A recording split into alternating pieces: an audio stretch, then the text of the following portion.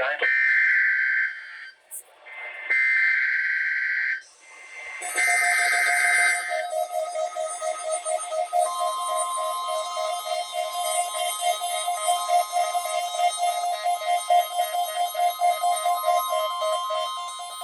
This is a test of the new weather radio warning device.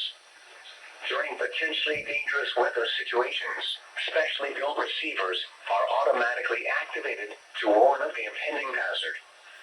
Tests of these receivers normally are conducted by the National Weather Service every Wednesday between 11 a.m. and noon. When there is a threat of or existing severe weather in the area on Wednesday, the test is postponed until the next good weather day.